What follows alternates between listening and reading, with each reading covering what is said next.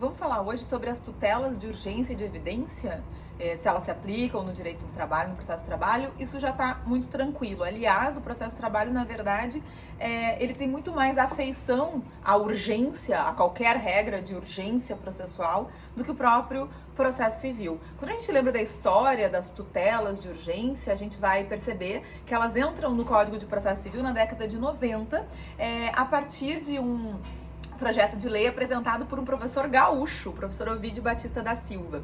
E aí entra lá no CPC, o CPC anterior, a regra do 273, tutela antecipada de obrigações de pagar, e do 461, tutela antecipada de obrigação de fazer. Tô relembrando isso porque quando a gente fala de tutela de urgência, a gente tem que ter em mente que nós estamos falando de uma quebra de um paradigma, de um verdadeiro dogma processual, que nos diz muito sobre o que é e qual é a função, especialmente política e ideológica, do processo civil. O dogma é o seguinte: quem suporta o ônus do tempo do processo é o autor, não é aquele que supostamente lesou a ordem jurídica. Por isso que lá no processo civil clássico, a ideia sempre foi de que quem entra com a ação faz a prova, espera a sentença, espera o recurso, espera todo o caminho do processo, para só então iniciar um outro processo de execução em que o Estado vai realizar o direito, e mesmo assim o Estado vai agir do modo menos gravoso para o devedor. Nós já falamos sobre isso. Bem, o que isso significa, portanto? Significa que quando a gente introduz no processo civil, a partir, claro, de todo o estudo e de toda a evolução que demonstra que essa ideia de que uma parte apenas sofra com o ônus do tempo do processo é uma ideia não apenas injusta, mas contrária ao próprio ideal de realização do direito, ou seja, de que a ordem jurídica seja efetivamente cumprida, a gente percebe que a tutela de urgência quebra essa lógica, porque a tutela de urgência, ou a tutela antecipada, como o CPC anterior chamava, é justamente a antecipação da satisfação, da realização do direito. Ou seja, é o Estado entregando o bem da vida enquanto as partes ainda estão discutindo quem tem razão. E isso é extremamente grave da perspectiva do sistema e desse dogma, porque significa dizer que nós teremos uma fragilidade, ao contrário daquela certeza que se dá em função do fato de que se esperou todo o tempo, 5 anos, 7 anos, até conseguir fazer com que o Estado vá no patrimônio do devedor e realmente promova uma penhora e a venda judicial e alcance o dinheiro. A tutela antecipada está permitindo que, com uma decisão precária no sentido de que ainda não aprofundada nas provas processuais, o Estado já deu uma ordem de pagamento ou de obrigação de fazer para a parte demandada. E eu tô falando disso para vocês conseguirem compreender, para nós compreendermos a dificuldade que temos em lidar com as tutelas de urgência. Na verdade, toda essa dificuldade passa pelo fato de que, mesmo inconscientemente, nós nos damos conta que aí há uma quebra das regras originais do jogo. E aí há uma fragilização da nossa preocupação e de todo o conjunto de normas jurídicas que são criadas para proteger patrimônio. E é muito engraçado isso, né? E é muito realmente inscrito na ordem, inclusive, do inconsciente, porque, na verdade, o nosso ideal de busca da justiça e a nossa crença nesse Estado democrático de direito, repartido entre os poderes, teria de ser exatamente o contrário. Se o Estado faz as regras e o Poder Judiciário vai investigar que alguém desobedeceu essas regras, essa investigação teria que ter um olhar muito mais preocupado, muito mais acurado para quem foi denunciar a lesão, do que para aquele que supostamente lesou, que é o demandado. E todo o nosso processo civil é feito de forma a proteger o patrimônio do demandado. Bom, mas nós evoluímos desde esse momento inicial em que as tutelas de urgência foram introduzidas no CPC, e no CPC de 2015 elas são denominadas de forma diferente porque são contaminadas com uma nova doutrina, com um novo olhar para essa urgência. E aí nós vamos ter tanto as tutelas de urgência quanto as tutelas de evidência. Como aqui a gente está conversando sobre processo do trabalho, o que eu quero deixar claro é, em primeiro lugar, que essas regras do CPC são perfeitamente aplicáveis ao processo do trabalho, porque elas buscam efetividade. Nós já vimos que o processo do trabalho, naquilo que ele se separa do processo civil, ele se separa justamente por uma busca maior de efetividade, e porque o próprio processo do trabalho na CLT, desde sua origem, também trata de tutelas de urgência de obrigações de fazer, lá no 659, quando fala na possibilidade de concessão liminar, por exemplo, de reintegração, numa situação em que se verifique que a perda do trabalho pode ocasionar um dano. Portanto, antes mesmo, e é isso que a gente tem que ter atenção, antes mesmo dos processualistas discutirem e conseguirem introduzir no CPC a antecipação de tutela, o 659, desde a sua redação original lá da década de 40, já prevê a possibilidade de inversão dessa lógica e de entrega do bem da vida, enquanto as partes ainda estão discutindo para ver quem vai convencer o Estado de que tem razão. O que a gente faz agora, quando importa ou aplica o CPC ao processo do trabalho, é simplesmente adaptar essa racionalidade que já está inscrita lá no artigo 659 para também utilizá-la nas obrigações de pagar. E aí eu disse a vocês, o CPC fala de tutelas de urgência e de tutelas de evidência. Qual é a diferença? A evidência, ou direito evidente, não depende necessariamente do perigo na demora, que é a característica principal das tutelas de urgência. Quando a gente está falando de tutela de urgência, a gente está falando de algo que não pode esperar, de um direito que, se esperar o tempo do processo, irá perecer.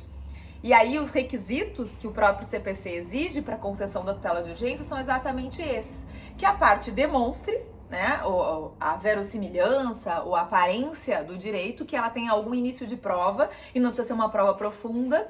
E aí a gente pode pensar no direito do trabalho, no TRCT, por exemplo, demonstrando que houve despedida e não houve pagamento, ou na própria CTPS com registro da baixa, qualquer meio de prova que demonstre que a parte tem aquele direito que ela está reivindicando através do Estado. E o outro requisito é justamente essa análise de que esperar o tempo normal do processo pode criar um prejuízo irrecuperável à parte autora. O que é muito comum no processo do trabalho, porque nesse exemplo que eu dei para vocês do TRCT, quem é despedido numa sociedade em que trabalhar é algo obrigatório para obter o dinheiro necessário para comer, vestir, viver, quem é despedido sem receber verbas resilitórias está colocado imediatamente numa situação de desamparo que pode comprometer a sua sobrevivência física e a de seus familiares. Então não há nada mais urgente do que salário numa sociedade capitalista. E, portanto, nós teríamos aqui uma hipótese típica da possibilidade de concessão dessa tutela de urgência. Eu quero colocar para vocês pensarem, a propósito, na possibilidade de concessão dessa mesma tutela quando a inicial não tem nenhum documento. Muitas vezes as trabalhadoras ou trabalhadores são despedidos e não recebem, não há baixa na carteira e nem recebem cópia do TRCT para poder fazer esse início de prova e convencer o Estado de que tem razão. E aí, nesse caso, o juiz fica impedido de conceder a tutela? Vejam só, o que eu quero colocar para que vocês pensem a propósito é que quando alguém vai até o Estado dizendo perdi meu trabalho, numa lógica capitalista, porque a gente não pode descontextualizar, né, gente? A gente tem que entender que a gente está falando da perda do posto de trabalho numa sociedade de 13 milhões de pessoas desempregadas em que o trabalho é condição de sobrevivência. Bem, se alguém vai até o Estado e diz, perdi meu trabalho, não recebi nada, mas não tenho documento nenhum para provar, o que pode o juiz fazer para abreviar esse tempo de espera e, portanto, impedir esse dano irreparável à parte que está buscando a tutela jurisdicional? O que pode ser feito é o deferimento, o reconhecimento de que a parte, em princípio, tem que ser, de que a alegação da parte, em princípio, deve ser observada como uma alegação de boa-fé, ou seja, eu não posso presumir que quem vai a juízo mentir para o Estado. E então a intimação da empresa, da demandada, enfim, de quem tomou aquele trabalho, para que, num prazo fixado pelo juiz, prove o pagamento ou o faça. Vejam que aqui não há uma presunção de má-fé também da parte contrária, que também não pode haver, né? Nós temos que presumir que ambas atuariam de boa-fé no processo, mas pode haver um ato judicial que vai emprestar mais celeridade e efetividade ao processo, que é justamente essa intimação, em vez de dizer aguarde-se que a empresa responda ou aguarde-se a audiência, dizer, então tá bem, tu tá me dizendo que foi despedido e não recebeu nada, não trazes prova alguma porque não as tem, ou alega que não as tem, não tem problema, intima, então, a parte contrária para que prove o pagamento num prazo mais curto do que aqueles 8 dias ou do que esperar a audiência para, então, juntar aos autos a contestação, que prove que pagou. Pagou? Beleza, tudo certo, segue o baile. Não pagou? Pague, porque verbas rescisórias são alimentos, condição de sobrevivência física e, portanto, não pode haver um tempo de uma dilação processual maior, porque isso pode significar contrair dívidas, pode significar adoecimento, pode significar falta de alimento na mesa da família daquele trabalhador ou trabalhadora. Essa é uma forma de enxergar a tutela de urgência, de dar efetividade, que na realidade inverte o nosso olhar e vê a tutela de urgência no processo do trabalho como algo que sempre precisa ser examinado com muito cuidado, porque a maioria das nossas demandas envolvem urgência, já que nós estamos falando de uma relação jurídica que é condição para a sobrevivência física em um Estado capitalista. Bem, e quanto à tutela de evidência, o que nós temos ali previsto é uma nova forma de abreviação do processo e de fragilização, digamos assim, o tensionamento desse dogma de que sempre a parte autora aguarda o tempo do processo e sofre as suas consequências. Mas aí não é por questão de risco, né? Risco ao resultado útil do processo ou risco ao direito da parte. É por uma série de razões que o processo civil, lá no artigo 311, vai elencar, e aqui eu quero chamar a atenção de vocês, é que uma delas é justamente, um dos itens, é justamente quando a parte autora já traz os documentos que demonstram a veracidade das suas alegações. E aí a questão que eu quero colocar para vocês refletirem é justamente essa. Quando o trabalhador ou a trabalhadora ajuiza a ação e junto com a petição inicial já traz o TRCT, nós temos duas possibilidades, na verdade. Essa demanda poderia ser uma ação monitória, porque o que nós temos aqui é um documento escrito de confissão de dívida, e aí a ordem do juiz seria diretamente para pagar, ou seja, nós abreviaríamos toda a parte de cognição do processo, algo que eu não sei por que razão é muito pouco utilizado na Justiça do Trabalho, a ação monitória, mas é perfeitamente possível utilizá-la.